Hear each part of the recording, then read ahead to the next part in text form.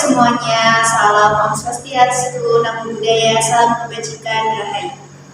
Terima kasih saya ucapkan kepada teman-teman kelompok 7 yang telah menyempatkan hadir dalam sesi diskusi mata kuliah analisis laporan keuangan sektor publik. Di mana pada kesempatan ini saya perwakilan dari rekan-rekan kelompok 7 akan membimbing jalannya pembahasan pada hari ini. Di mana hari ini kita akan membahas terkait materi analisis pembiayaan. Sebelumnya, perkenalkan, nama saya Nur Syifa Anur sebagai moderator dengan NPM 2240104134 dan rekan-rekan saya narasumber pertama. Perkenalkan, nama saya Nadila Risma Agustin dengan NPM 2230104127 dan narasumber kedua kita. Saya Adi Septianingsi dengan NPM 2230104123. Baik, pada kasus kali ini kita akan membahas terkait analisis pembiayaan dalam konteks keuangan daerah. Khususnya sesuai dengan struktur dalam buku Freddy Samuel, pembiayaan merupakan salah satu komponen penting dalam struktur APBD. Tanpa pengelolaan pembiayaan yang tepat, keberlangsungan program pembangunan daerah akan terganggu. Nah, Mbak Dwi bisa mohon dijelaskan secara singkat apa urgensi pembahasan pembiayaan daerah? Tentu saja saya akan membahasnya terkait dengan pembiayaan daerah. Nah, pembiayaan daerah sendiri itu tentunya memiliki peran penting, peran strategis dalam menjaga keseimbangan fiskal di daerah karena berfungsi sebagai alat untuk menutup defisit apabila belanja daerah itu melebihi dari pendapatan maupun untuk menyalurkan surplus anggaran secara optimal. Dengan kata lain, pembiayaan tersebut menjadi instrumen penting dalam menjaga kesinambungan pelaksanaan program pembangunan tanpa harus mengorbankan stabilitas keuangan daerah. Nah, melalui analisis pembiayaan ini, nantinya pemerintah itu dapat mengevaluasi sejauh mana sih efisiensi dan efektivitas dalam pengelolaan sumber daya fiskalnya. Analisis ini tidak hanya mencakup sumber-sumber pembiayaan seperti silpa, pinjaman, kemudian penerimaan kembali investasi, tetapi juga memperhatikan resiko fiskal dan keberlanjutan jangka panjangnya. Oleh karena itu, pemahaman yang mendalam terhadap pembiayaan dan kemampuan dalam menganalisisnya itu menganalisis komponennya menjadi sangat penting dalam mewujudkan tata kelola keuangan daerah yang sehat karena yang sehat, transparan dan akuntabel. Oke, kita lanjut ke poin berikutnya yang cukup krusial ya. Kita tuh sering mendengar istilah pembiayaan dalam konteks APBD. Namun kan tidak semua orang itu memahami perbedaannya dengan pendapatan atau belanja daerah ya.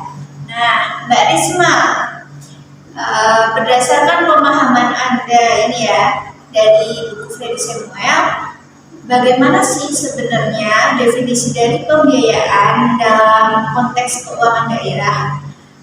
Dan apakah ada karakteristik khusus yang membedakan pembiayaan dari komponen anggaran lainnya seperti pendapatan dan belanja gitu?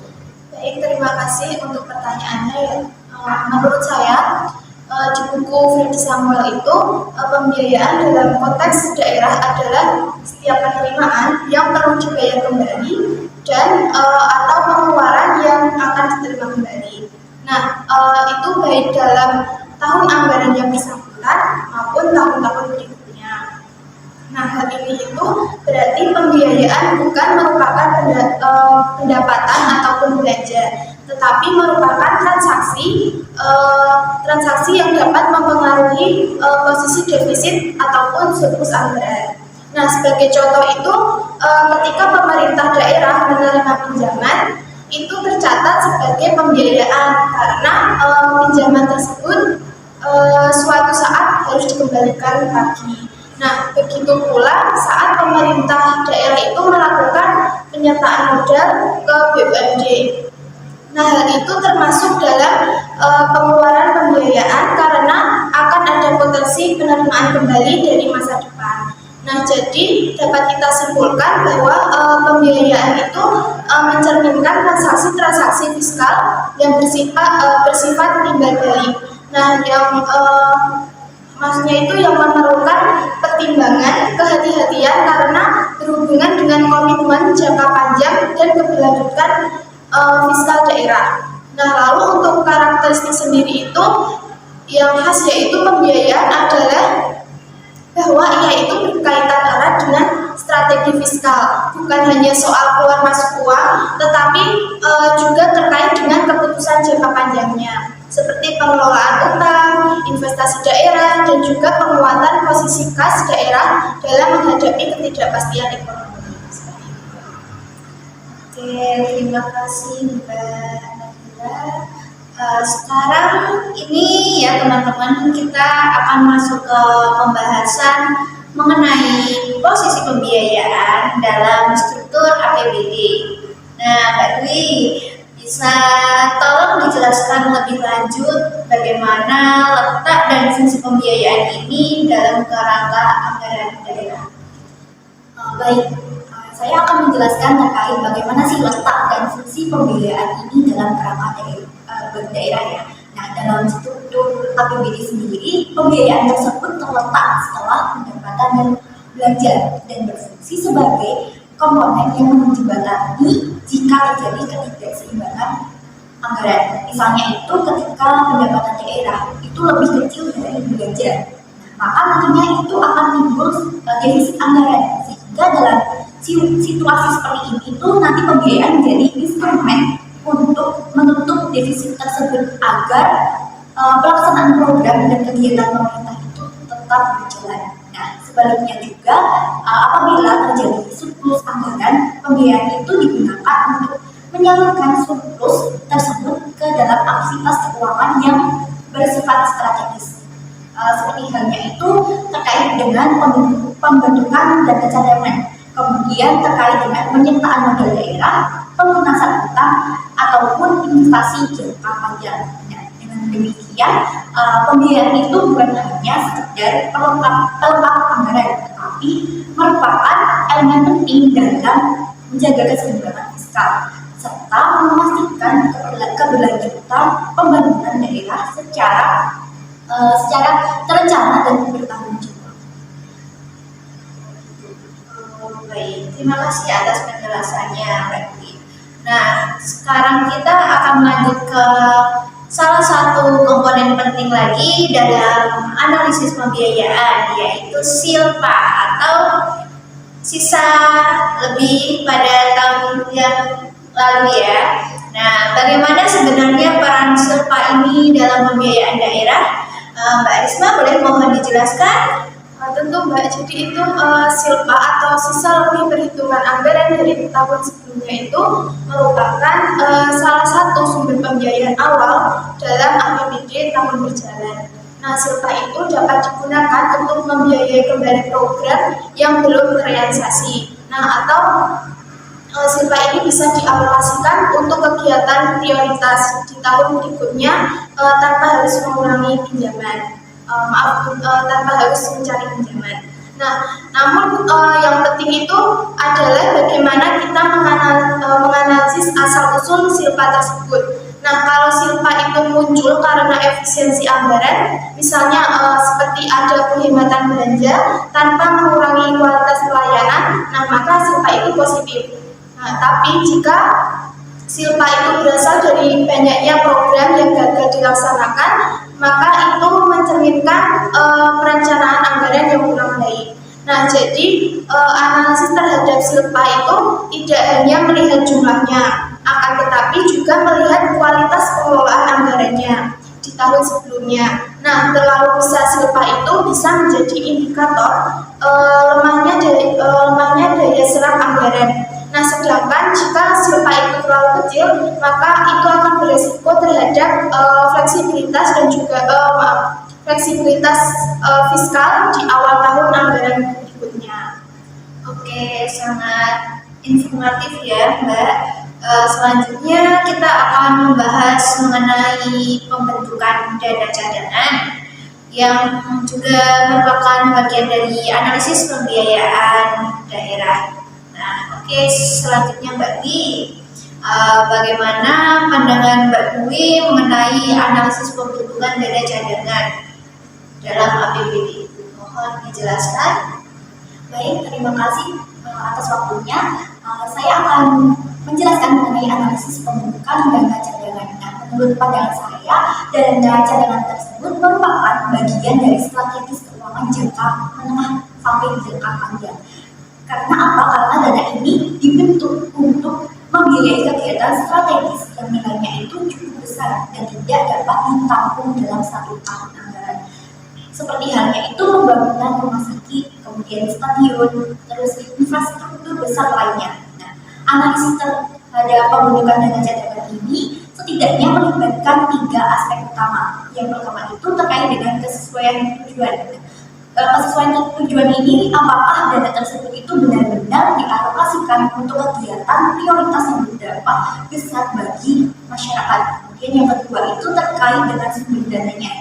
Untuk sumber dananya itu harus jelas dari mana sih dana sisa anggaran dasar tersebut, kemudian bukan dari pos yang seharusnya itu dialokasikan untuk kebutuhan yang besar. Kemudian yang terakhir itu terkait dengan akuntabilitas penggunaannya, di mana harus ada mekanisme yang transparan dalam perencanaan, pengelolaan, serta pelaporannya. Sehingga jika ketiga aspek ini tidak terpenuhi, maka nantinya pembentukan dana cadangan tersebut bisa menjadi instrumental fiskal yang efektif.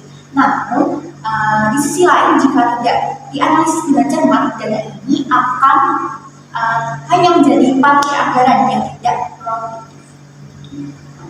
Oh, begitu ya Mbak ya. Jadi oke, sekarang kita beralih ke salah satu bentuk pembiayaan yang cukup strategis, yaitu investasi pemerintah daerah. Oke, Mbak Risma, bisa dijelaskan bagaimana pemerintah daerah itu seharusnya melakukan analisis terhadap investasi yang dilakukan? Baik, jadi investasi daerah itu biasanya berupa penyertaan modal di BUMD atau pembelian obligasi. Nah, tujuannya itu untuk menambah aset dan juga mendukung pembangunan daerah tersebut. Nah, dalam analisisnya kita bisa melihat 3 hal utama. Yang pertama yaitu ada resiko pengembalian investasi, di mana kita akan mengetahui apakah memberikan keuntungan yang layak. Nah, yang kedua yaitu tingkat risiko, di mana baik dari sisi keuangan maupun operasional. Yang ketiga yaitu manfaat ekonomi, di mana apakah investasi itu memberikan dampak positif seperti membuka lapangan kerja atau meningkatkan layanan publik. Nah, jadi investasi daerah itu harus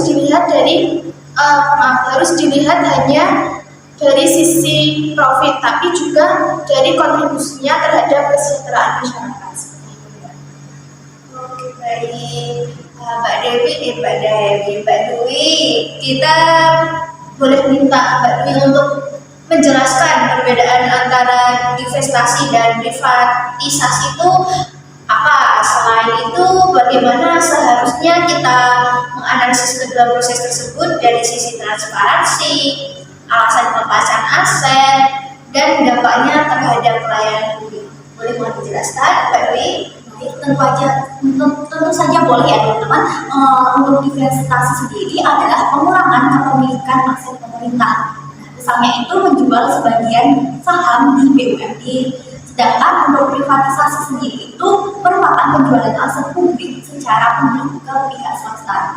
Dalam menganalisis kedua proses ini penting untuk menilai transparansi pelaksanaannya. Bagaimana sih memastikan alasan pelepasan aset tersebut dengan jelas dan tepat, serta mengevaluasi dampaknya terhadap pelayanan publik.